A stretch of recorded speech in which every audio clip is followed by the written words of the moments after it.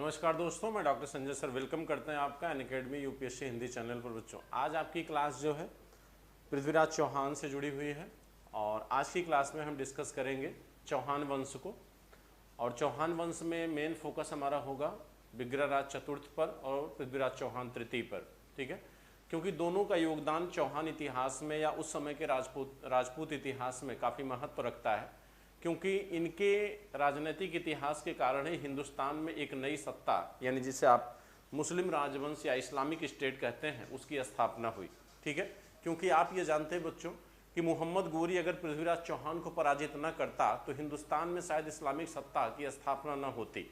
तो ये माना जाता है कि तराइन का युद्ध जो है काफ़ी महत्वपूर्ण था और इसीलिए आपके पिछली परीक्षाओं में कई बार तराइन के युद्ध को पूछा भी गया है। तो सभी लोग क्लास से जुड़ जाइए, आज हम डिस्कस करेंगे पृथ्वीराज चौहान को। बच्चों तो फटाफट जो है लाइक एंड शेयर कर दीजिए। आप लोग जो है लाइक एंड शेयर कर दीजिए, अभी आप लोग सभी लोग जुड़ नहीं पाए हैं। चलिए, राम जी, पांडे जी,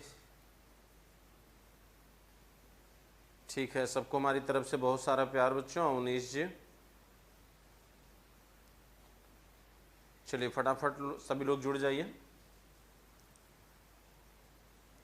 स्वाति जी, शशांक जी, देवशिखा, अमनीश राठौर, शशांक, कृतिपाल, अभिमन्यु सिंह, कुलदीप सिंह।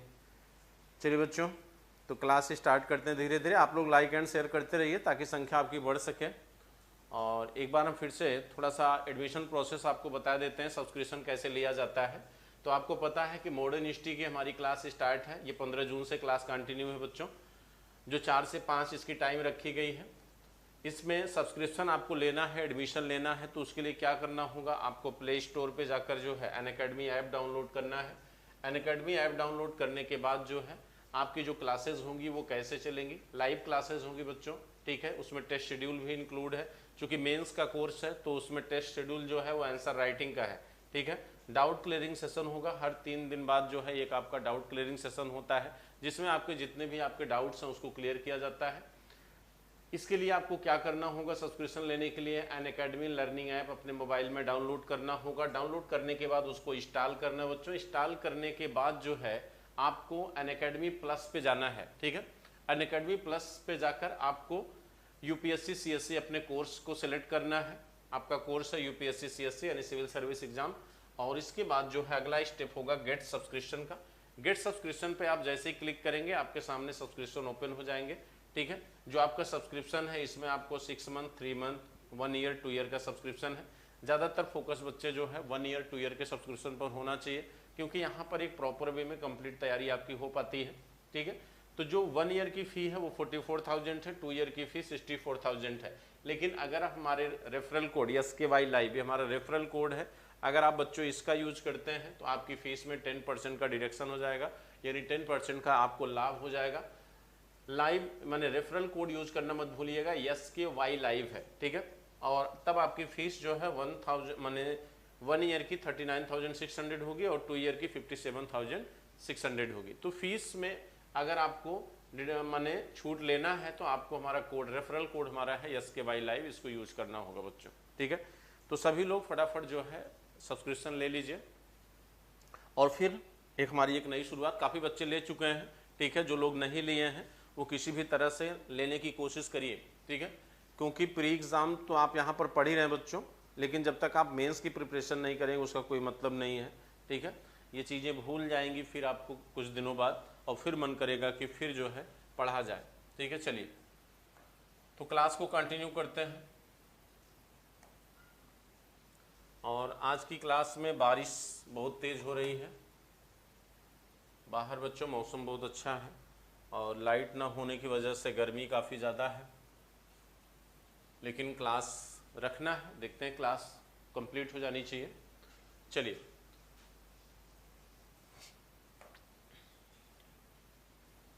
तो आज हम पढ़ेंगे चौहान वंश।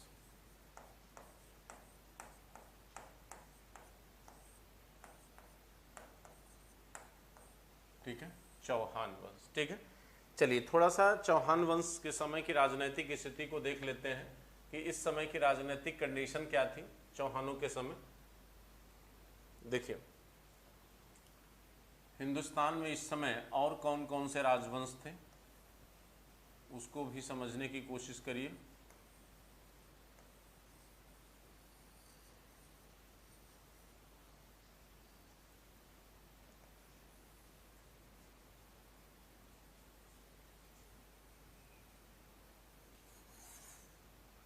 देखिए बच्चों, जहाँ तक कश्मीर की बात है, जहाँ तक कश्मीर की बात है तो कश्मीर में इस समय जो है 3 वंश शासन कर रहे थे क्रमबद्ध रूप से। आपका कारकोट वंश है, यानी कश्मीर पूरी तरह स्वतंत्र है। कारकोट वंश, उत्पल वंश और लोहार वंश, ये 3 वंश यहाँ पर क्रमशः शासन कर रहे थे। कारकोट वंश, उत्पल वंश और लोहार वंश, ये 3 वंश आपके कश्मीर में थे। ठीक है, अब देखिए नीचे आइए जो है, तो आपका जो ये गुजरात है यहाँ पर चालुक्य वंश था, जिसे आप सोलंकी शासक कहते हैं। चालुक्य वंश या इसी को सोलंकी वंश भी कहा जाता है, इसी को बच्चों सोलंकी वंश भी कहते हैं। और ये जो क्षेत्र है आपका पंजाब का जो क्षेत्र है बच्चों, ये चूँकि मोहम्मद गजनवी इसके पहले आक्रमण कर चुका था, तो ये जो मुल्तान का क्षेत्र है यह जो है गजनवी के सूबेदार शाहरुख के नियंत्रण में था। तो ये क्षेत्र कहीं न कहीं यानी भारत का प्रवेश द्वार अभी तक खुला हुआ है, कोई भी विदेशी सत्ता आसानी से आ सकती है, लेकिन उसके लिए इसको हराना होगा। देखिए फिर आप जो है ये नीचे आइए जो है बच्चों, तो दिल्ली है, और दिल्ली में इस समय जो है तोमर वंश थे। दिल्ली में तोमर शासक थे, यानी तोमर वंश था यहाँ पर दिल्ली में। ठीक है, दिल्ली के नीचे आप आएंगे तो दिल्ली के नीचे आपका राजस्थान से लगा हुआ जो क्षेत्र है, इसको राजस्थान से जो लगा क्षेत्र है, ये जो है चौहानों का है। ये जो राजस्थान से लगा क्षेत्र है यहाँ पर चौहान वंश है। चौहान वंश बच्चों,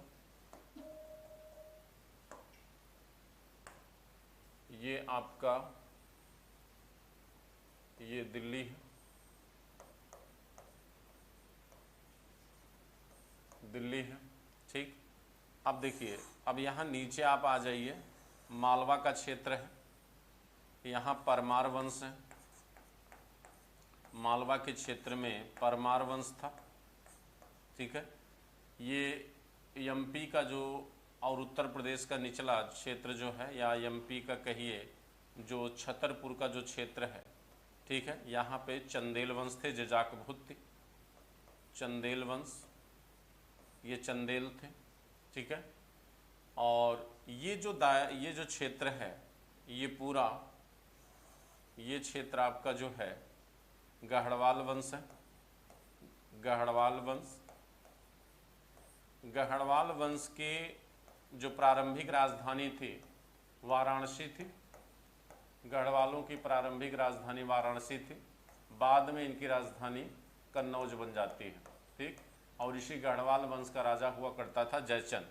ठीक है, देखिए तो ये अब इसमें सबसे श्रेष्ठ सत्ता के रूप में कौन है? चौहान है बच्चों। दक्षिण में आप देखेंगे इस समय, दक्षिण में ये देखिए, ये आपका कोंकण तट है, ये कोंकण तट है। कोंकण तट में इस समय शिलाहार वंश था। कोंकण तट में कौन था इस समय बच्चों? शिलाहार वंश है यहाँ पर। और ये आपका जो बंगाल का क्षेत्र है, तो बंगाल में पाल वंश का पतन हो चुका है, पाल वंश का पतन हो चुका है। और यहाँ पर जो है, यहाँ पर जो है ये बंगाल है। ठीक है, और इस क्षेत्र में ये यहाँ पर आपका सेन वंश था। कौन सा वंश है? सेन वंश। यहाँ पर सेन वंश है। और यही नीचे पर एमपी से ये लगा हुआ जो है त्रिपुरी है, त्रिपुरी, ठीक। और फिर आप इधर आ जाएंगे दक्षिण में, तो यहाँ पर आपको पल्लव है। नीचे फिर आप जाएंगे तो यहाँ पर आपको चोल मिल जाएंगे, चोल वंश, ठीक है। इस तरह से आपका भारत जो है कई खंडों में क्या था, विभाजित था। इस तरह आपका भारत बच्चों कई खंडों में क्या है, विभाजित था, ठीक है।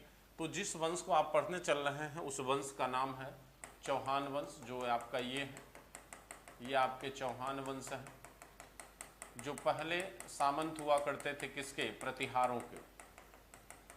जिस चौहान वंश को आप पढ़ने चल रहे हैं ये पहले प्रतिहार वंश के सामंत हुआ करते थे। किसके सामंत थे, प्रतिहार वंश के ये सामंत थे, ये प्रतिहारों के सामंत थे बच्चों। कहा जाता है कि इनकी उत्पत्ति जो है जांगल देश में हुई थी। किस देश में, जांगल देश में इनकी उत्पत्ति हुई थी। लेकिन इस जांगल देश को हम सपाद लक्ष्य कहते हैं। क्या कहते हैं इस जांगल देश को, सपाद लक्ष्य कहते हैं। इसका मतलब है कि ये जो जांगल देश है ये एक भूस्थिर माने एक भौगोलिक क्षेत्र है। सपाद लक्ष्य का मतलब होता है 125 ग्राम वाला क्षेत्र, 125 गांव वाला क्षेत्र, 125 गांव या ग्राम वाला क्षेत्र। तो यह एक ऐसा क्षेत्र था जिसमें कुल 125 गांव थे, जिसको मिलाकर सभा क्या कहा गया, सपाद लक्ष्य कहा गया।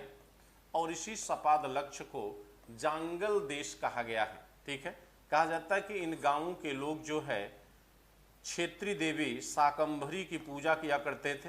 ये जो गांव के लोग थे ये वहाँ की क्षेत्रीय देवी थी जिनका नाम था शाकंभरी देवी।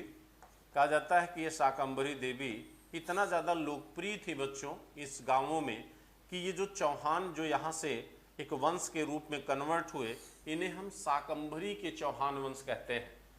इन्हें हम क्या कहते हैं, शाकंभरी के चौहान वंश कहते हैं। जैसे कभी कभी क्या होता है कि कोई देवता या कोई मंदिर इतना फेमस हो जाता है कि वह किसी एक नाम का, किसी एक भौगोलिक क्षेत्र का प्रतीक बन जाता है, ठीक है। जैसे आपको अगर मैं आपको कहूँ कि बाबा विश्वनाथ की नगरी, बाबा विश्वनाथ की नगरी, तो बाबा विश्वनाथ की नगरी किसे कहते हैं बताइए, बाबा विश्वनाथ की नगरी किसे कहा जाता है बच्चों। थोड़ा लाइक एंड शेयर कर दीजिए। आप लोग जो है अभी 50 पे आप लोग रुके हुए हो, अच्छा नहीं लगता जो है। आप लोग कम से कम इतना तो कर ही सकते हैं।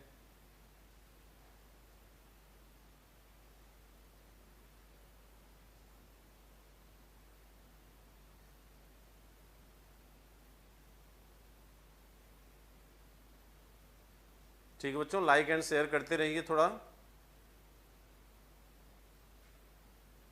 स्वाति जी, मयंक वर्मा जी जुड़ तो गए बच्चे, आप लोग फटाफट जो है लाइक एंड शेयर कर दीजिए,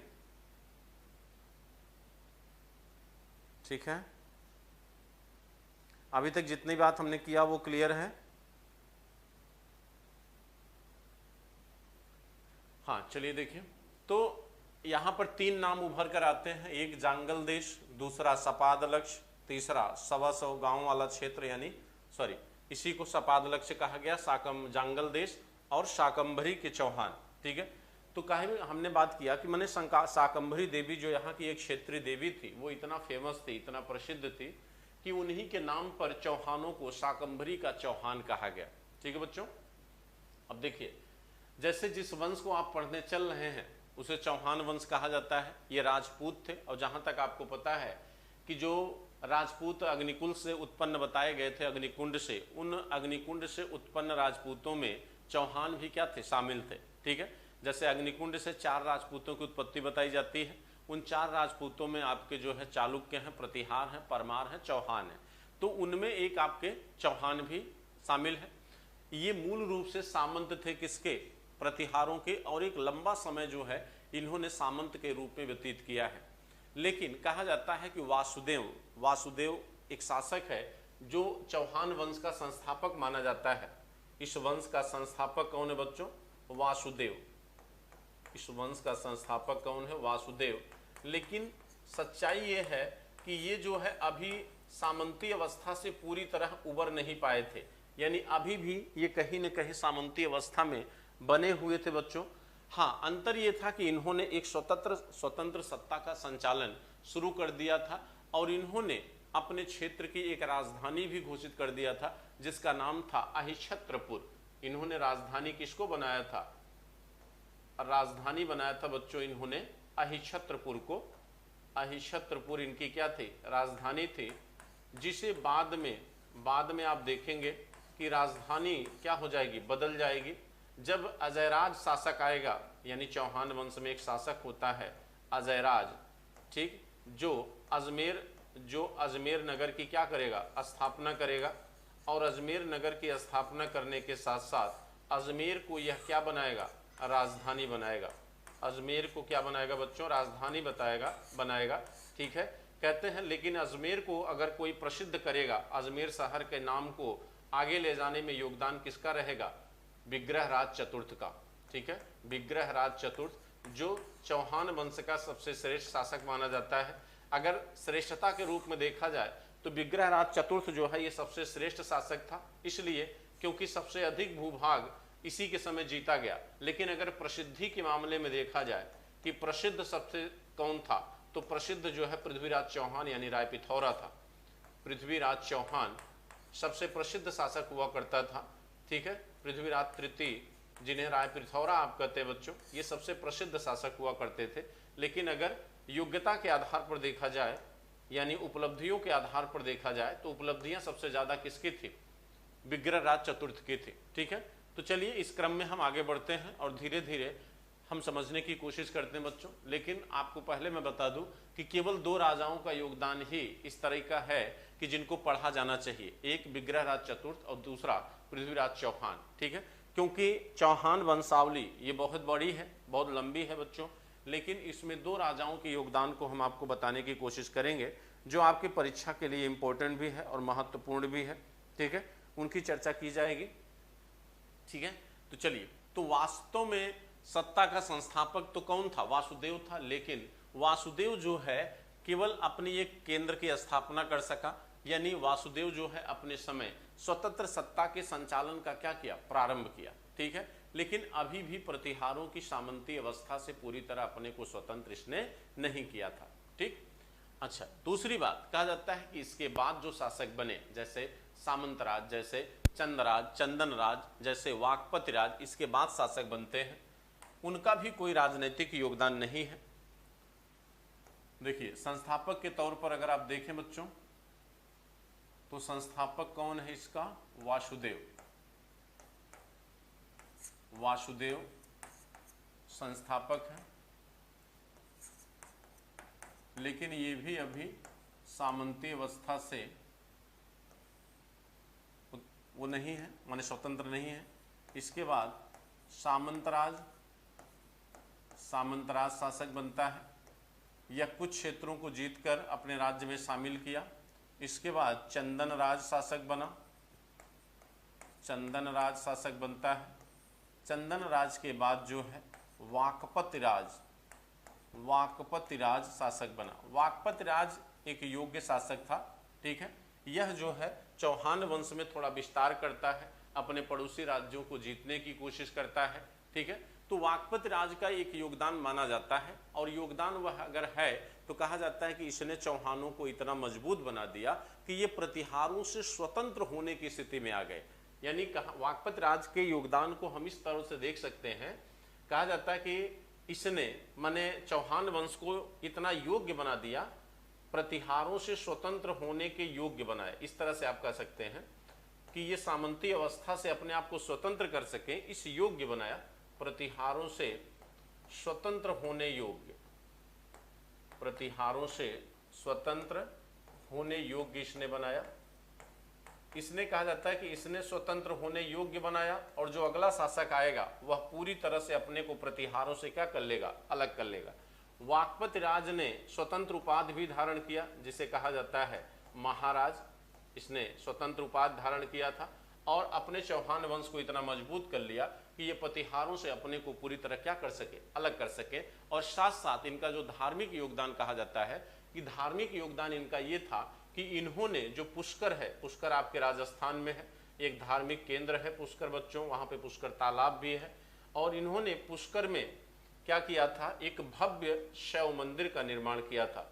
एक भव्य जो है शैव मंदिर का इन्होंने निर्माण किया बच्चों, जिसके आधार पर यह कहा जाता है कि जो चौहान वंश के शासक थे ये शैव धर्मावलंबी शासक हुआ करते थे। यानी चौहानों के दरबार में किस धर्म को अपनाया गया, या इनका राजधर्म क्या था बच्चों, तो इनका राजधर्म जो है वो शैव धर्म था। ठीक है, इनका राजधर्म क्या था, शैव धर्म था। तो ये तो वाकपति राज का योगदान था। कहा जाता है कि वाकपति राज ने प्रतिहारों से स्वतंत्र होने के योग्य चौहानों को बना दिया, जिसका फायदा आने वाले अगले शासक सिंहराज ने लिया। ठीक है, सिंहराज जब इसके अगला शासक जो आता है सिंहराज बच्चों, तो सिंहराज क्या करता है, पूरी तरह से अपनी स्वतंत्र उपाधि का उपयोग करता है। सिंहराज जब शासक बना, इनका बेटा सिंहराज जब शासक बना, तो सिंहराज ने पहला काम तो ये किया कि महाराजा धीराज की उपाधि इसने धारण किया। महाराजा धीराज की उपाधि इसने धारण किया, महाराजा धीराज की उपाधि धारण किया। और महाराजा धीराज की जो उपाधि इसने धारण किया, इस उपाधि से ही यह लगता है कि यह अपने आप को पूर्ण स्वतंत्र कर चुका है, क्योंकि ये किसी भी एक स्वतंत्र राजा की उपाधि होती है। महाराज की जो उपाधि होती है ये सामंती अवस्था की उपाधि है। अगर आप सामंत हैं तो आपकी टाइटल महाराज होती है, लेकिन अगर आप पूरी तरह स्वतंत्र हो जाते हैं तो आपकी जो उपाधि होती है वो महाराजा धीराज होती है बच्चों। कहते हैं कि इसने पहली बात तो अपने महाराजा धीराज की उपाधि धारण किया, और दूसरा अपने को प्रतिहार वंश से पूरी तरह स्वतंत्र कर लिया। प्रतिहार वंश से पूर्णतः चौहानों को क्या किया, अलग किया, पूर्णतः स्वतंत्र किया।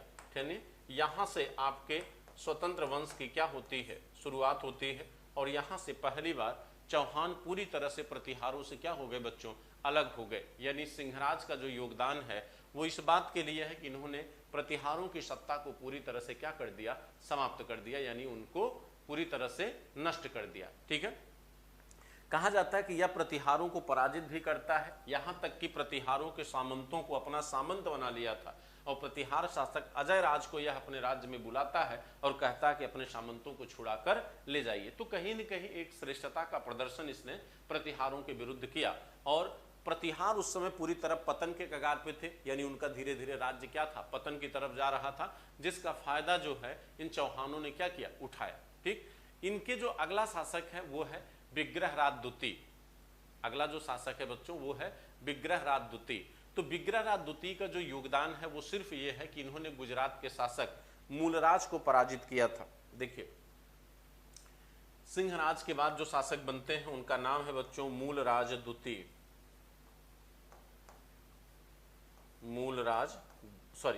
विग्रहराज द्वितीय, मूलराज को इन्होंने पराजित किया था।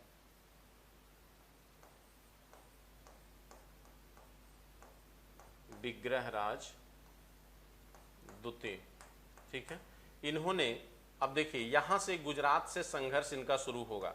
तो गुजरात में कौन सा वंश था, सोलंकी वंश है, चालुक्य वंश। गुजरात के शासक मूलराज को क्या किया था, पराजित किया था, मूलराज को पराजित किया था। और आपको पता है बच्चों कि मूलराज एक जो है नाबालिग शासक था, क्योंकि आपको जहां तक याद होगा कि मूलराज की माता नायिका देवी ने इनका नेतृत्व किया था। चूंकि मूलराज अल्पवयस्क था, इसका नेतृत्व कौन कर रहा था, इसकी मां नायिका देवी। और इसी समय मोहम्मद गजनवी का आक्रमण हिंदुस्तान पर हुआ था। तो उस समय चौहानों में शासक हुआ करते थे विग्रहराज द्वितीय, और यहाँ पर गुजरात में शासक हुआ करता था कौन, मूलराज द्वितीय। कुछ किताबों में यहाँ पर शासक भीम को बताया गया है, ठीक है, भीम फर्स्ट। ठीक, तो चलिए आगे बढ़ते हैं। विग्रहराज द्वितीय के बाद जो है कहा जाता है कि चौहानों की वंशावली फिर से क्या होने लगी, कमजोर होने लगी। इसके बाद आप देखेंगे, इसके बाद आप देखते हैं तो कमजोर राजाओं का एक दौर आता है, जिसमें इसके बाद आएंगे दुर्लभ राज द्वितीय। ठीक है, दुर्लभ राज द्वितीय, गोविंद राज द्वितीय, दुर्लभ राज तृतीय, फिर एक और शासक आता है बच्चों, इतने ज्यादा राजा हैं कि नाम उनके मिस हो जाते हैं। ठीक है, तो यहां पर हम बात कर रहे थे कि दुर्लभ राज द्वितीय जो आते हैं, इनके बाद आते हैं दुर्लभ राज द्वितीय। तो दुर्लभ राज द्वितीय का योगदान सिर्फ इतना है कि दुर्लभ राज द्वितीय जब शासक थे उसी समय मोहम्मद गजनवी ने पराजित किया था किसको? कन्नौज शासक को पराजित किया था। और आपको पता है कि कन्नौज शासक राज्यपाल कन्नौज को छोड़कर भाग गया था, ठीक, जिसकी वजह से चंदेल शासक जो है विद्याधर ने गजनवी के विरुद्ध एक जो है संगठन बनाया था। उस संगठन में चौहानों की तरफ से शामिल होने वाला शासक कौन था? दुर्लभ राज द्वितीय था। ठीक है, दुर्लभ राज द्वितीय जो है उस समय उस संघ में शामिल हुआ था जो संघ गजनवी के विरुद्ध बना था। ठीक है, यही इनका एकमात्र योगदान है और कोई योगदान नहीं है। हाँ, जो इनके पहले के शासक थे विग्रहराज द्वितीय जब गुजरात को जीते थे, यानी मूलराज को पराजित करके, तो कहा जाता है कि यहीं पर गुजरात में इन्होंने आशापुरी देवी का एक मंदिर बनाया था। ये ध्यान रखिएगा, कभी पूछ सकता है। तो आशापुरी देवी का एक मंदिर बनाया था यहाँ पर किसने? विग्रहराज द्वितीय ने। ठीक है, और विग्रहराज के बाद शासक बनते हैं बच्चों कौन? दुर्लभ राज। दुर्लभ राज के बाद जो है शासक बनता है, दुर्लभ राज के बाद शासक बना गोविंद तृतीय के बाद फिर दुर्लभ राज तृतीय, फिर विग्रहराज तृतीय, फिर पृथ्वीराज प्रथम, फिर अजय राज, और फिर एक मजबूत राज सत्ता का संचालन होना शुरू होता है। ठीक है, तो यहां तक आपको बता दिए दुर्लभ राज तक। दुर्लभ राज के बाद जो है विग्रहराज आते हैं।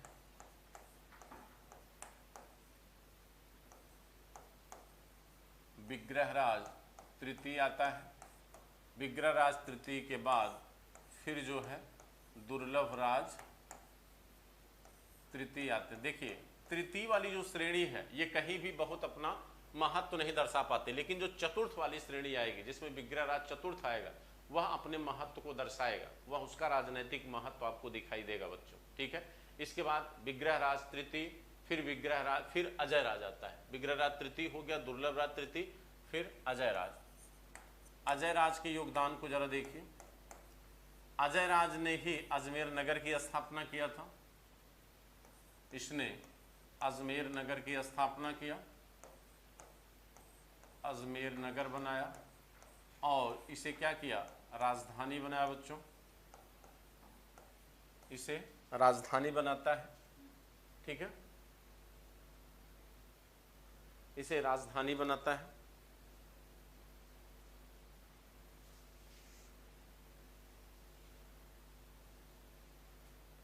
देखिए, कहते हैं अजय राज का जो महत्व है वो इस बात के लिए है कि इनकी पत्नी का नाम था सोमल्ल देवी। इनकी पत्नी हुआ करते थी बच्चों, सोमल्ल देवी इनकी पत्नी थी। सोमल्ल देवी इनकी पत्नी थी,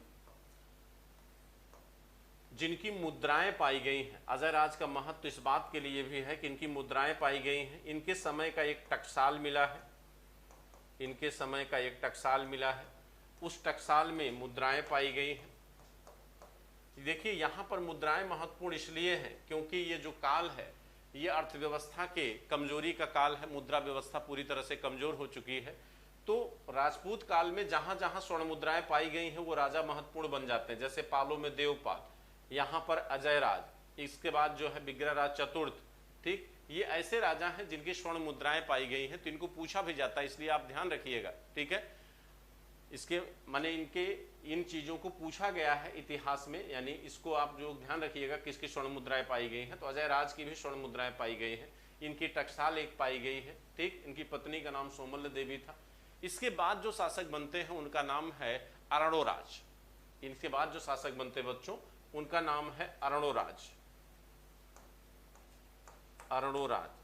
अरणोराज इतने राज हैं कि राज ही रह जाएगा इनका नाम आपके लिए। ठीक है, इसलिए बहुत कम राज को जानिए तो ज्यादा ठीक है। ठीक, कहते हैं कि अरणोराज ने सबसे बड़ा काम क्या किया? इन्होंने पहली बार मालवा पर आक्रमण किया, और उस समय मालवा में शासक कौन थे? परमार वंश।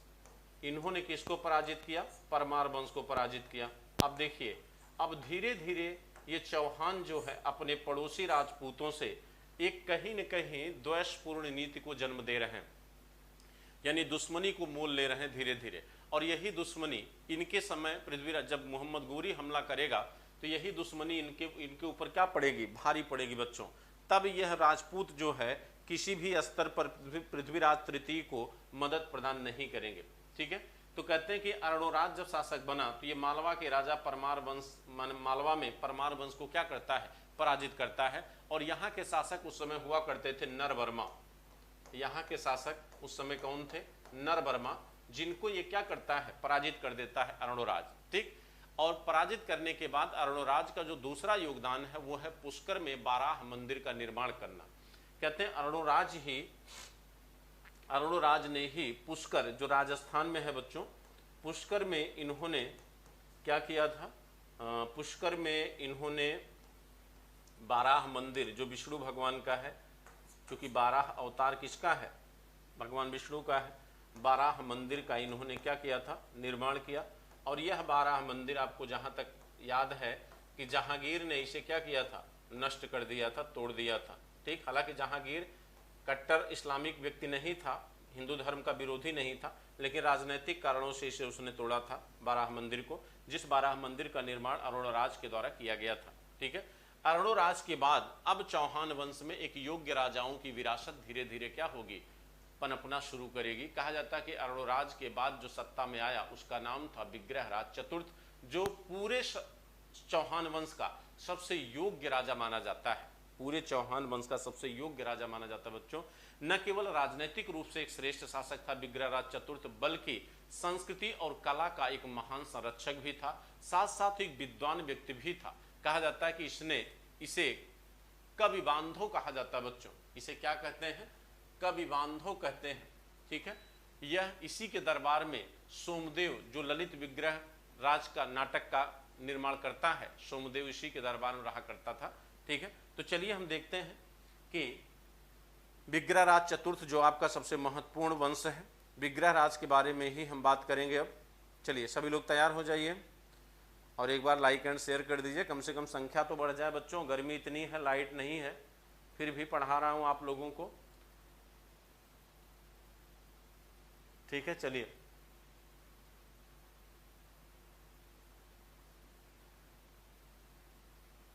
ठीक है, आगे देखिए। सबसे योग्य शासक है आपका विग्रहराज चतुर्थ। विग्रहराज, इसकी उपाधि थी कवि बांधव, इसकी उपाधि हुआ करती थी कवि बांधव, इसकी क्या थी, उपाधि थी। विग्रहराज चतुर्थ को क्या कहते हैं, कवि बांधव कहते हैं बच्चों, इसकी उपाधि हुआ करती थी कवि बांधव। ठीक है, कहा जाता है कि इसने हरिकेली नाटक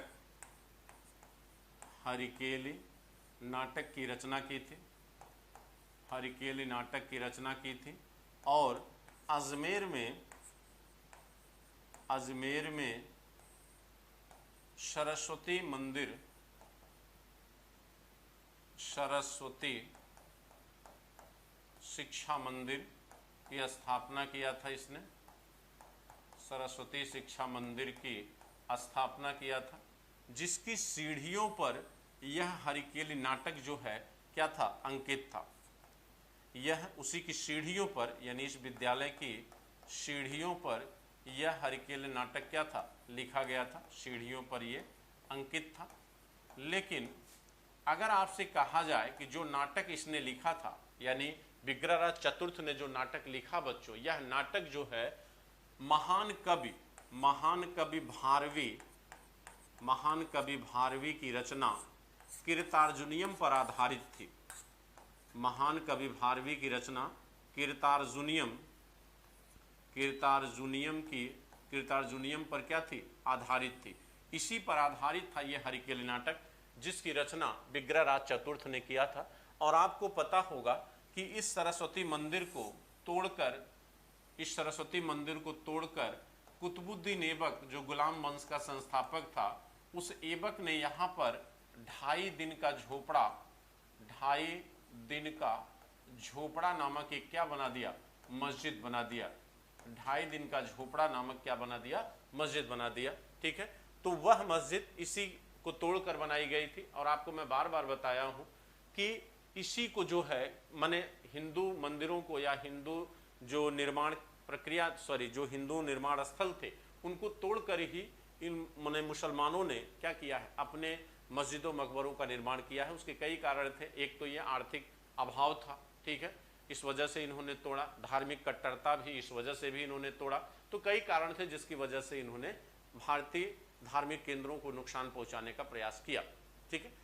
कहते हैं कि विग्रहराज चतुर्थ के बारे में, विग्रहराज चतुर्थ के विषय में हमें दो चीज़ों से जानकारी मिलती है।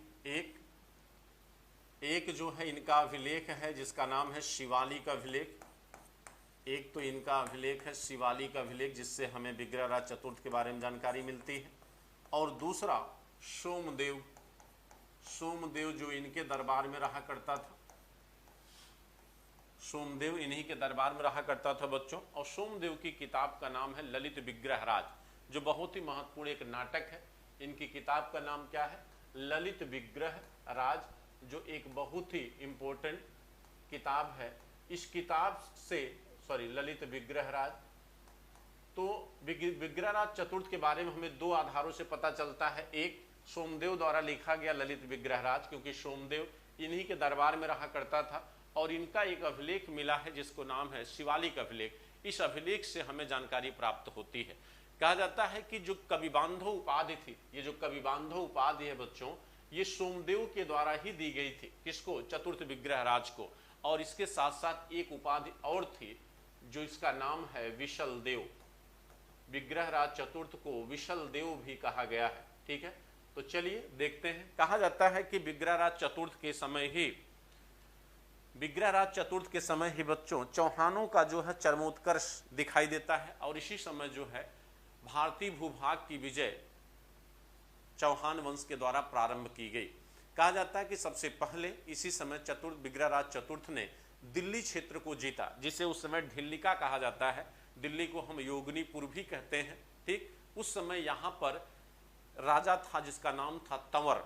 कहते हैं दिल्ली में बच्चों उस समय एक राजा थे जिनका नाम था तंवर। और आप जानते हैं कि दिल्ली की स्थापना तोमरों के द्वारा की गई है, ठीक है। तो कहा जाता है कि यहाँ पर जो है चतुर्थ विग्रहराज चतुर्थ क्या करता है कि दिल्ली को जीत लेता है और यहाँ पर राजा तंवर को ये क्या करता है, पराजित कर देता है। लेकिन आप गौर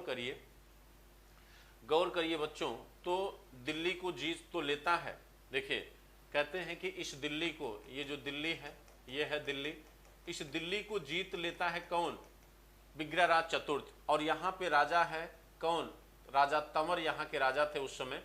लेकिन दिल्ली को जीतकर चौहानों ने दिल्ली को माने अपने में शामिल नहीं किया। विग्रहराज चतुर्थ जो है इस दिल्ली को एक बफर स्टेट बना देता है। क्या बनाता है, बफर स्टेट। बफर स्टेट का मतलब होता है कि वह क्षेत्र जो दो राज्यों के बीच हो, दो राज्यों के बीच हो। अगर यह बफर स्टेट न होता तो कहीं न कहीं जो आपके ये कन्नौज हैं, कन्नौज के गढ़वाल शासक, इनकी सीमा जो है ये चौहानों से टकराती, ठीक है।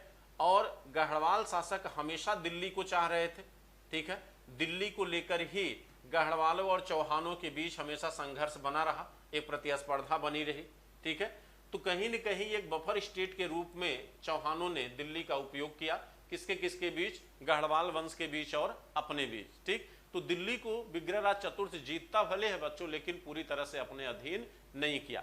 इसी के बगल का एक क्षेत्र है हांसी, ठीक है, उसको भी जीता था। और हांसी को असिका कहा गया है उस समय। हांसी क्षेत्र को क्या कहा गया है, असिका। हांसी क्षेत्र को हम असिका कहते हैं, ठीक है। ये दिल्ली के बगल का क्षेत्र है। त्रिपुरी आपके एमपी के जबलपुर में पड़ता है, ठीक है बच्चों। त्रिपुरी को लेके कंफ्यूजन है तो वो जबलपुर में पड़ता है। अब देखिए कहते हैं यहाँ पर दिल्ली को जीतकर एक बफर स्टेट बनाया गया। और साथ साथ कहा जाता है कि इन चौहानों ने अपना धावा कहाँ तक बोला, मुल्तान और लाहौर तक। विग्रहराज चतुर्थ जो है अपनी उत्तरी सीमा को कहाँ तक बढ़ा लेता है, लाहौर तक बढ़ाया, मुल्तान तक। और यहाँ पर मोहम्मद गजनवी के उत्तराधिकारी शाहरुख को क्या करता है, पराजित करता है। शाहरुख को क्या कर देता है, पराजित करता है, ठीक। माने कहने का मतलब है कि अपना वर्चस्व जो है उत्तर भारत में दिखाया। यहाँ पर ये परमाणु को पुनः क्या किया, पराजित किया। यहाँ पर दिल्ली को जीत लिया, ठीक। तो इस तरह जो है विग्रहराज चतुर्थ के समय जो है चौहान वंश का काफी क्या हो जाता, विस्तार हो जाता। हालांकि ये युद्ध आपसे पूछे नहीं जाएंगे क्योंकि युद्धों का कोई नाम नहीं है, इन युद्धों का कोई राजनीतिक महत्व नहीं है, ठीक है। तो युद्ध वही पूछे जाते हैं जो अपना एक राजनीतिक महत्व स्थापित करें, ठीक है। विग्रहराज चतुर्थ के बारे में कहा जाता है कि यह हिमालय से लेके विंध्य क्षेत्र के सभी राज्यों को जीत लिया था। किस वजह से? तीर्थ यात्रा की वजह से। कहा जाता है कि धार्मिक प्रवृत्ति का व्यक्ति था, विद्वान था, कला और संस्कृति का सम्मान करने वाला व्यक्ति था। तो ऐसा कहा गया है कि इसने जो है विंध्य और हिमालय के बीच के सभी क्षेत्रों को जीत लिया था। तो विंध्य और हिमालय के बीच चंदेल है, परमार है, गढ़वाल है। इसका मतलब कि इन राजवंशों को कहीं न कहीं विग्रहराज चतुर्थ ने क्या किया होगा? पराजित किया होगा। और पराजित करने के बाद उसे अपने राज्य में अधिग्रहित नहीं किया होगा, छोड़ दिया होगा। तो ये कल्पना ही हो सकती बच्चों, क्योंकि उस समय का जो इतिहास लेखन है वो कहीं न कहीं बढ़ा चढ़ाकर विवरण दिया गया है। क्योंकि दरबारी कवि लेखन की परंपरा थी, दरबार में बैठा कवि जो है वो लेखन कार्य करता था। और आप जानते हैं कि पृथ्वीराज चौहान के दरबार में बैठा पृथ्वीराज रासो का लेखक चंद्रबरदाई और जयानक भट्ट जो पृथ्वीराज विजय का लेखक है, ये दोनों दरबार में रहने वाले व्यक्ति हैं। तो एक निरपेक्ष भाव से, एक स्वतंत्र भाव से इतिहास का निर्माण ये नहीं कर सकते। यानी जब दरबार में बैठक कवि अपने राजा के बारे में लिखेगा तो वो चीजों को बढ़ा चढ़ा कर ही लिखेगा, ठीक है। लेकिन फिर भी जिन बातों का, जिन तथ्यों का पुरातात्विक अवशेष हमें मिल जाता है, हम उसके प्रमाणीकरण को स्वीकार कर लेते हैं बच्चों। तो जो बातें हमको विग्रहराज चतुर्थ के बारे में पुरातात्विक तौर पर भी प्राप्त होती हैं, उनके आधार पर अगर देखा जाए तो वास्तव में विग्रहराज चतुर्थ एक योग्य शासक था, ठीक है। अच्छा, दूसरी चीज ये कहा जाता है कि राजस्थान में जो सम्मान पुष्कर तालाब का था, वही सम्मान विग्रहराज चतुर्थ के द्वारा स्थापित जो है एक झील थी जिसका नाम था विशल सागर झील। कहते हैं विग्रहराज चतुर्थ ने यहां पर एक झील बनाया था, विशल सागर झील। कौन सी झील? विशल सागर झील। और विशल सागर झील के बगल में ही एक नगर बसाया था जिसे कहते हैं विशल सागर नगर। विशल सागर झील और विशल सागर नगर, ये दो चीजों की स्थापना इसने किया था। तो झील और नगर दोनों एक ही नाम से इसने बनाया था, ठीक है। तो ये उपलब्धि रही किसकी? ये उपलब्धि रही बच्चों आपके, ये उपलब्धि रही आपके विग्रहराज चतुर्थ की। अब हम आते हैं राय पिथौरा के ऊपर बच्चों, पृथ्वीराज चौहान। तो चलिए तैयार हो जाइए एक योग्य शासक को पढ़ने के लिए जिसका नाम है पृथ्वीराज चौहान। पृथ्वीराज चौहान, पृथ्वीराज चौहान, जिसे आप क्या कहते हैं? इसे हम राय पिथौरा कहते हैं बेटा। क्या कहा जाता है इसको? राय पिथौरा कहा जाता है। कहा जाता है कि राजा सोमेश्वर और कर्पूर मंजरी की संतान था ये। कर्पूर मंजरी जो त्रिपुरी के राजकुमारी हुआ करती थी, जो इनकी माँ का नाम है, ये त्रिपुरी की राजकुमारी थी। इनके पिता सोमेश्वर ने त्रिपुरी से अपने वैवाहिक संबंध स्थापित किया था, ठीक है। और राजकुमारी कर्पूर मंजरी से दो संतानें पैदा हुई थी, एक थे हरिराज और दूसरे थे पृथ्वीराज तृतीय। तो पृथ्वीराज तृतीय को हम कई नामों से जानते हैं बच्चों। अपनी संख्या को बढ़ाते रहिए, आप लाइक एंड शेयर करते रहिए, लाइक एंड शेयर करते रहिए बच्चों आप। चलिए, वेरी गुड, बहुत अच्छी बात है, लाइक एंड शेयर करते रहिए। देखिए, तो पृथ्वीराज चौहान के बारे में हम अब देखेंगे। तो पृथ्वीराज चौहान के पिता का नाम था बच्चों सोमेश्वर। इनके पिता का नाम क्या था? सोमेश्वर। सोमेश्वर इनके पिता थे। इनकी माता का नाम था कर्पूर मंजरी। कर्पूर मंजरी इनके मां का नाम था, जो त्रिपुरी की राजकुमारी थी। कहाँ की राजकुमारी थी बच्चों? त्रिपुरी की राजकुमारी थी। और ये त्रिपुरी जो है, त्रिपुरी आपके पड़ता है कहाँ पर? त्रिपुरी पड़ता है एमपी के जबलपुर में। ये पड़ेगा एमपी के जबलपुर में पड़ता है, ठीक है, एमपी के जबलपुर में पड़ता है। देखिए, इन दोनों से दो संतानें पैदा हुई, एक हरिराज और दूसरा पृथ्वीराज तृतीय। पृथ्वीराज तृतीय थर्ड, ठीक है। पृथ्वीराज तृतीय को हम दो नामों से जानते हैं, एक राय पिथौरा, राय पिथौरा, इसे हम राय पिथौरा कहते हैं, और साथ साथ इथे पृथ्वीश्वर भी कहा गया है। पृथ्वीश्वर ऐसा इसलिए कहा गया है क्योंकि कुछ विद्वानों का ये मानना है कि ये पूरी पृथ्वी को जीतना चाहता था। अब देखिए, राजपूत काल का जो इतिहास लिखा गया है वो बेहद जो है पूरे तरह से अलंकारिक शब्दों से भरा हुआ है। पृथ्वीराज चौहान की ये विषाद नहीं थी कि ये पूरे पृथ्वी को जीत सके, ठीक, लेकिन एक दूसरी उपाधि इनके साथ जुड़ी है जिसका नाम है भारतेश्वर, तो इनको भारतेश्वर भी कहा गया है। तो अगर भारतेश्वर की बात करें तो थोड़ा समझ में आता है कि पूरे भारत को जीतने का प्रयास करने वाला, ठीक है। तो भारतेश्वर तो समझ में आता है लेकिन पृथेश्वर समझ में नहीं आता, ठीक है बच्चों। हालांकि ये अपने समकालीन राजाओं को भी जीत नहीं पाए थे, लेकिन चूंकि साहित्य में जो है इनके नाम की चर्चा इतनी बढ़ा चढ़ा कर की गई है कि हमारे आकर्षण का केंद्र बन गए पृथ्वीराज चौहान, ठीक है। लेकिन इतिहास इनको कभी माफ़ नहीं करेगा क्योंकि इन राजपूतों या राजाओं की कुछ गलतियों की वजह से ही हिंदुस्तान विदेशियों का गुलाम बनता रहा है बच्चों। अब हमारी नज़रों में तो यही है, आपकी नज़रों में कुछ और होगा। चलिए बात करते हैं इनकी। कहा जाता है कि इनके पिता जो है, अब इनके समय की जरा राजनीतिक स्थिति को देखिए, मैप को थोड़ा सा क्लियर करिए।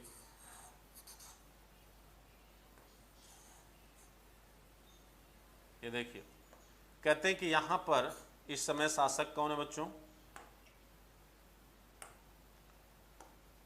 यहां पर राजा भीम है, और जहां तक राजा भीम की बात है तो भीम जो है इस समय चौहानों का कट्टर दुश्मन है। ये चौहान है, ठीक है, इन चौहानों का कट्टर दुश्मन है भीम। क्यों? क्योंकि जब पृथ्वीराज चौहान के चाचा यहाँ शासक थे तो कहा जाता है कि भीम के 7 पुत्रों की हत्या हो गई थी इनके राज्य में, ठीक है, क्योंकि वो लोग यही शरण लिए हुए थे जिसकी हत्या इनके चाचा लोगों ने कर दिया था।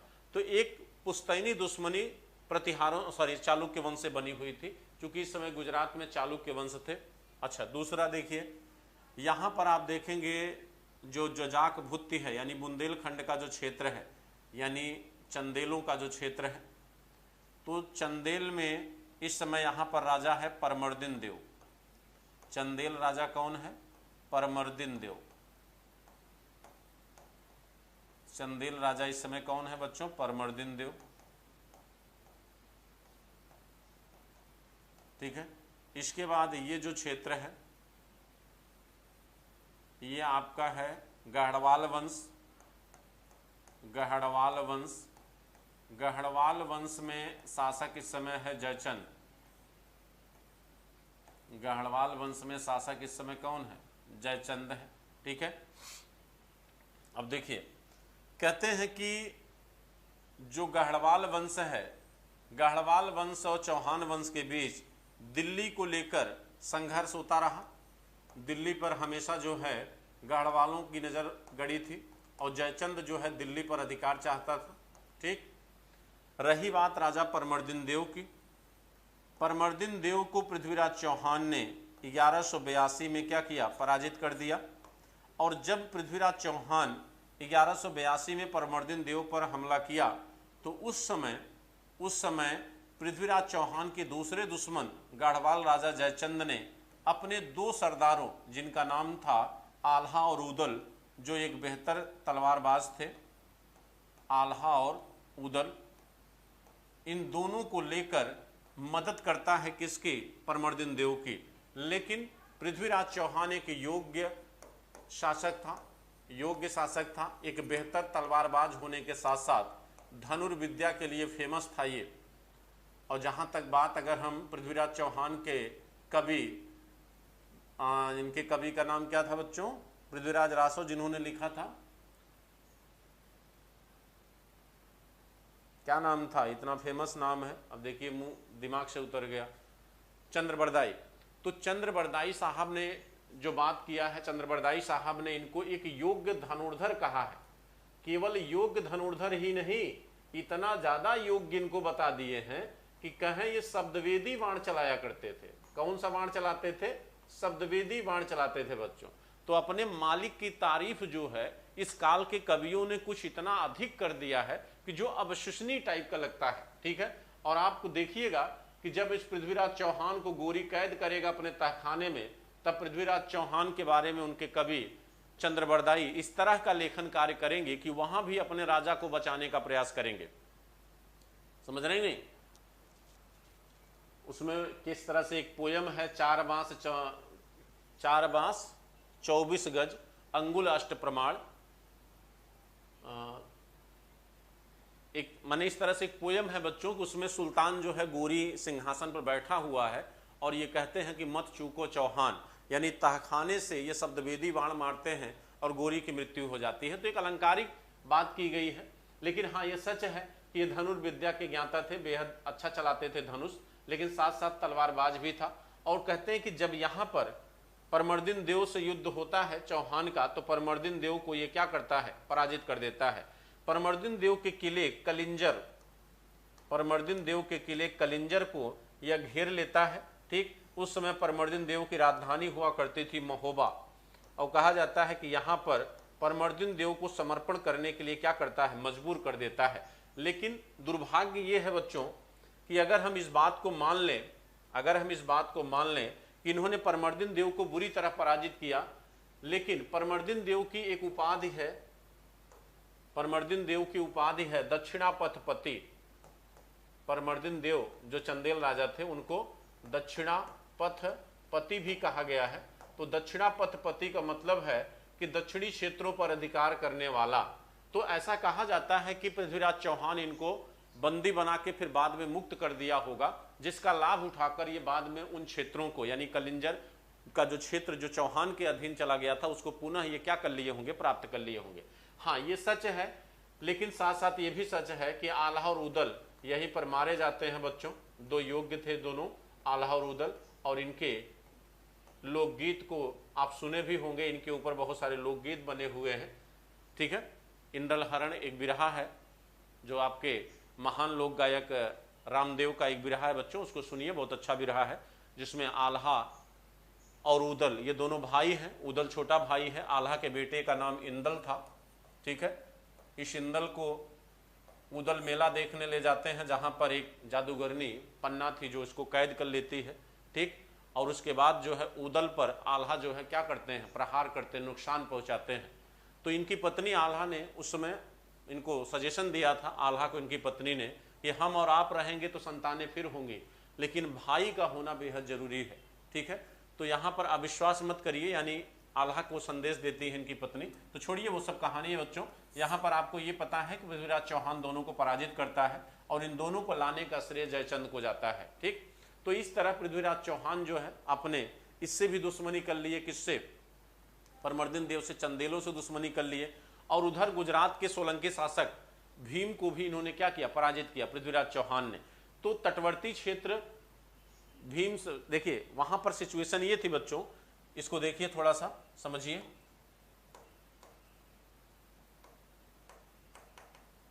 देखिए कहते हैं कि हुआ ये कि यहां पर सोलंकी राजा कौन है, भीम, सोलंकी राजा यहां भीम था। आपको याद होगा कि 1178 में गोरी ने गुजरात पर हमला किया था। तो जब गोरी गुजरात पर हमला किया तब ये पृथ्वीराज चौहान ने भीम की मदद नहीं किया, ठीक। तो जब गोरी चौहान पर हमला करेगा 1191 में तराइन में, तो भीम इनकी मदद भी नहीं करेगा। भाई आपने पहले नहीं किया ना, तो ये भी नहीं करेगा। दूसरी बात, परमर्दिन देव जो चंदेल शासक हैं वो पहले ही दुश्मन बन चुके हैं। परमारों को आपने पहले ही पराजित किया है आपकी वंशावली के लोगों ने, तो परमार ऑलरेडी आपके दुश्मन बने हैं। चंदेल भी आपके दुश्मन बने हैं, ये भी आपका दुश्मन हो गया। बचे गढ़वाल, तो गढ़वाल जो है दिल्ली को लेके आपसे दुश्मनी पाल बैठे हैं। तो यहाँ पर दुश्मनी चौहानों और गढ़वालों की जो है और गंभीर तब हो गई जब रानी संयोगिता का अपहरण कर लिया किसने, पृथ्वीराज चौहान ने। हुआ ये कि कहा जाता है कि गढ़वाल शासक जयचंद ने पृथ्वीराज को नीचा दिखाने के लिए अपने राज्य में राजसूर यज्ञ का आयोजन करता है, और उस राजसूर यज्ञ में इसने अपनी पुत्री संयोगिता के स्वयंवर की क्या किया, कहानी रचाता है, यानी स्वयंवर भी रखता है बच्चों। उस स्वयंवर में पृथ्वीराज चौहान को इसने आमंत्रित नहीं किया, जिसे पृथ्वीराज चौहान ने अपना अपमान समझा और जाकर संयोगिता का क्या कर लेता है, अपहरण कर लेता है। तो किसी भी पुत्री का अपहरण होना किसी भी राजा के लिए अपमान का विषय था। तो यहाँ पर कहीं न कहीं इन्होंने, चौहानों ने जयचंद से भी अपनी दुश्मनी को अस्थायी कर लिया, जिसके परिणाम स्वरूप जब 1191 में गोरी ने हमला किया गोरी ने हमला किया जब चौहान के ऊपर, तो ये राजा जो है किसी भी तरह से चौहान की मदद नहीं करते हैं। इवन ये कहा जाता है कि जब तराइन के युद्ध में चौहान हारे तो गढ़वाल राजा जयचंद ने दीपक जलाया था, घी का दिया जलाया था बच्चों, इतना खुश था ये। तो ये दुर्भाग्य है हिंदुस्तान का कि आपसी जो प्रतिद्वंदिता थी, ये विदेशी दुश्मनों को एक आमंत्रण थी, एक न्योता था कि आइए और हिंदुस्तान को जीतिए बच्चों। तो यहां पर देखिए कहा जाता है कि मुहम्मद गोरी एक योग्य सेनानायक था, इसमें कोई शक नहीं है। और कहा जाता है कि मुहम्मद गोरी ये जानता था कि अगर हमें दिल्ली चाहिए या हमें भारत को अगर जीतना है तो चौहानों को हराना गोरी के लिए सबसे इंपॉर्टेंट था। और इसी वजह से गोरी ने 1186 में पंजाब को क्या किया, जीत लिया। और जब पंजाब को जीता तो आधुनिक पंजाब का जो भटिंडा वाला क्षेत्र है बच्चों, जो भटिंडा का क्षेत्र है यह चौहानों का क्षेत्र था। अब चौहानों का जो भटिंडा क्षेत्र है जब यह गोरी के नियंत्रण में चला गया तो अब चौहानों की वीरता का सबसे बड़ा परीक्षण था। यहां पर यह अनिवार्य हो गया कि अब चौहान गोरी से युद्ध करें। तो कहा जाता है कि गोरी ने एक संदेशवाहक भेजा पृथ्वीराज चौहान के पास कि महोदय आप आत्मसमर्पण कर दीजिए, हम आपको बख्श देंगे। चौहान ने इसे अपना अपमान समझा और गोरी के समूल विनाश के लिए गोरी के ऊपर क्या करता है, आक्रमण करता है बच्चों। और गोरी को तराइन के प्रथम युद्ध में 1191 में बुरी तरह क्या करता है, पराजित करता है। लेकिन राजपूत थे, इन्होंने पीठ पर वार नहीं किया और गोरी जो है बच जाता है इस युद्ध में। अब आप देखिए कहा जाता है कि एक तरफ गोरी है, एक तरफ जो है पृथ्वीराज चौहान है। तो योग्यता के मामले में पृथ्वीराज चौहान भी कम नहीं थे बच्चों, लेकिन कहा जाता है कि अगर दूरदर्शिता की बात की जाए तो उसमें कहीं न कहीं चौहान गोरी से फेल खा गए। किस मामले में? अगर आप इन समय के साहित्यों की बात की जाए तो कुछ साहित्यों में यह उल्लेख होता है कि गोरी ने 21 बार हमला किया। इस बीच में दोनों तराइन युद्धों के बीच में 21 बार हमला करता है कौन? गोरी। कुछ साहित्यों में 17 बार दिया है, कुछ साहित्यों में 7 बार दिया है। चलिए कोई भी हो, 7 बार भी अगर हम मान लें तो इसका मतलब कि 7 बार चौहान ने गोरी को पराजित किया। तो यहां योग्य कौन है? योग्य बच्चों गोरी है। आप सोचिए कि वो एक विदेश से आया हुआ योद्धा है जो आपके घर में आके आपसे 7 बार हारने के बावजूद भी अपनी हिम्मत और साहस को नहीं छोड़ा और आपको हराने के लिए कहीं न कहीं वो प्रतिबद्ध है। उसका लक्ष्य पूरी तरह क्लियर है और वह लक्ष्य है चौहान की पराजय। वह अपने लक्ष्य के प्रति पूरी तरह से कटिबद्ध है और आप जो है इस बीच जो है कहीं न कहीं संयोगिता के प्रेम में पूरी तरह से अपनी दूरदर्शिता को, अपने नेतृत्व को क्या किया, कमजोर कर लिया। तो ये बात तो उनके लेखक चंद्रबरदाई ने भी कहा है कि संयोगिता के प्रभाव ने कहीं न कहीं चौहान की योग्यता को क्या किया, कम किया, जिसका लाभ मिला किसको? गोरी को। बात समझेंगे? गोरी की सेनाएं चौहान से कम थी बच्चों, लेकिन हां जहां तक घोड़ों की बात है, जहां तक युद्ध शैली की बात है, तो वह गोरी की बेहतर थी किससे? चौहानों से। बात समझेंगे? तो कहते हैं कि तराइन के द्वितीय युद्ध में गोरी जो है बुरी तरह पराजित कर देता है किसको? पृथ्वीराज चौहान को। और यहां पर पृथ्वीराज चौहान की पराजय नहीं थी, ये हिंदुस्तान की पराजय थी बच्चों, क्योंकि तराइन के द्वितीय युद्ध का जो इंपॉर्टेंस है, जो प्रभाव है, जो इंपैक्ट है, वो आने वाले इतिहास में एक बड़ा प्रभाव अपना दर्शाता है। यही तराइन का द्वितीय युद्ध था जिसने सल्तनत काल की स्थापना की नींव डाल दिया यहीं पर। इसीलिए तराइन के युद्ध को या प्रथम युद्ध को बार बार आपकी परीक्षाओं में क्या किया जाता है, पूछा जाता है बच्चों। तो यहां से पृथ्वीराज चौहान जो है क्या हो जाते हैं, कमजोर हो जाते हैं।